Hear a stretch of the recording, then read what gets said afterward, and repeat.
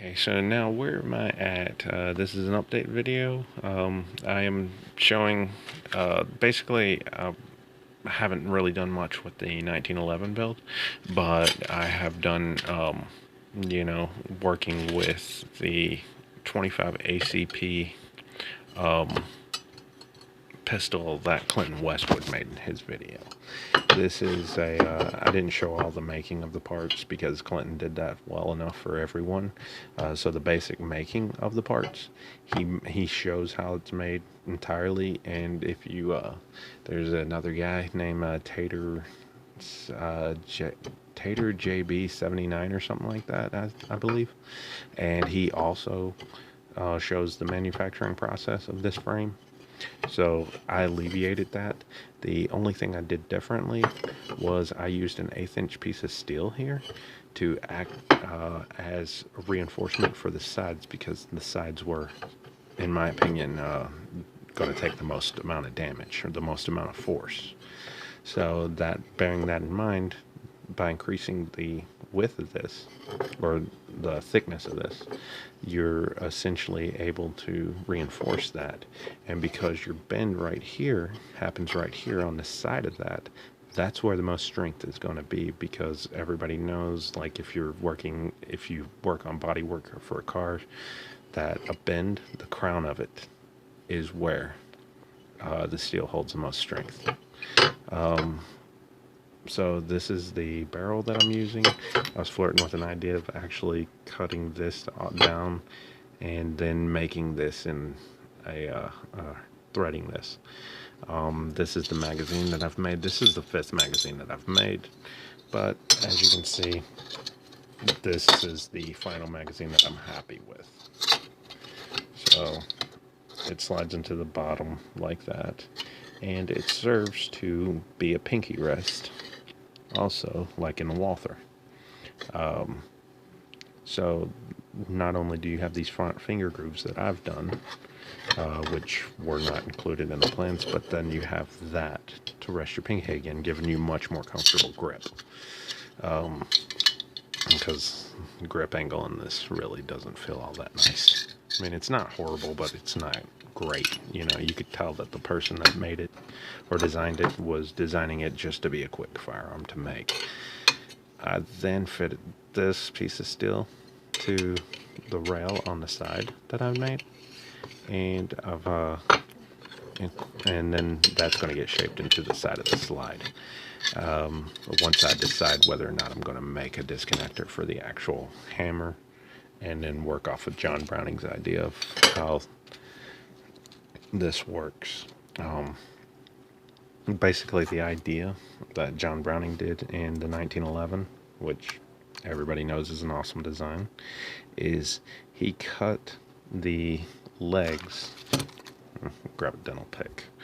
He cut the legs, this portion of it right there, off at a kind of an angle, and then put a slot in the back between, like in the center, running down, and then put a piece of metal in there that the trigger bar then pushes against, and when it gets to this certain angle, the sear then slips off of the edges of that trigger bar and allows it to return, and then effectively catching the hammer back on the same spot.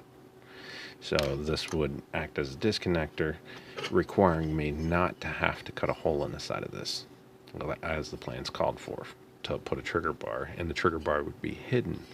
This will also enable me to make sure that the trigger is a little bit more of a pleasing profile and does no longer have to pivot like this in order to, for the slide to push it down. This would also make it to where both sides of the slide can easily be made equal to one another.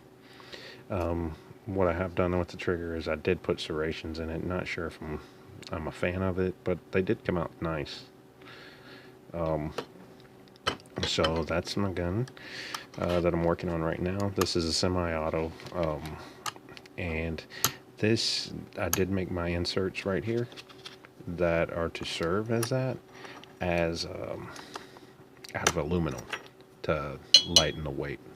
And anything that really isn't of dire importance, you know, this is steel. These are still steel. But anything that's not of dire importance, like the you know, these inserts, are going to be made from aluminum to help shave a little weight off of an all steel gun.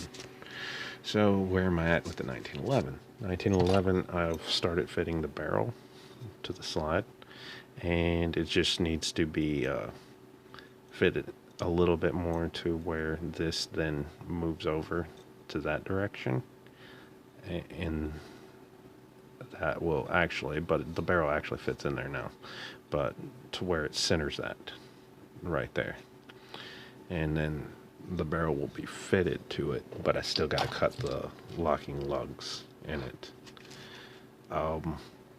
The frame, I've managed to get the slide stop hole. I've measured and done the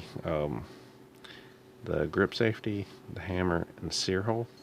They're undersized, so they are not their final size. They're going to need to be reamed. But and then I did that little tiny hole for the ejector, just where it locks it in. But I got a drill bit stuck down in there, so I'm going to have to drill a little wider and use a little wider of a pin. Not a big deal. It'll work. And so that's about it. That's about all I've done. And hope this is a good update video for people just interested in making homemade firearms or guns, and, you know, advancing on to from one thing to another. Oh, and I did make cosmetic things underneath here, cosmetic changes, and as you can see, it actually shaped out real nice, in my opinion. It gives the gun a nice look. Then this side of the rails are finished, so you can actually see where I chamfered that front end. Just another 1911 idea that I've seen on a couple of people's guns that they've built together, or built and put together, and it effectively made sense to chamfer that off so that it doesn't actually bind against the inside rail of the slide and hang up. It'll make it a smoother running operating. So that's a great idea. That basically, you know, and the reason I didn't actually make this identical to Clinton's and Tater 79 JB or JB 79, however you, I forget, I honestly forget.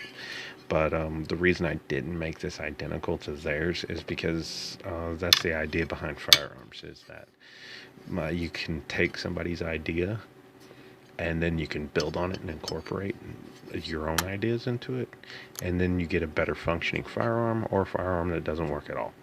But that's the idea behind it, is to work out the kinks to effectively make the firearm better with updates. So that's what I'm doing. Clinton already put us at a milestone with the way he did it, because he did these rails exactly like this out of that square stock. Then he showed us, you know, a few other techniques and things that he included into his gun that we could then build off of. The ideas we can build off of. So I just got to make a magazine spring for this. So hopefully that settles, you know, this serves as a good update for you guys. You know, and I'm going to keep on building. Thanks.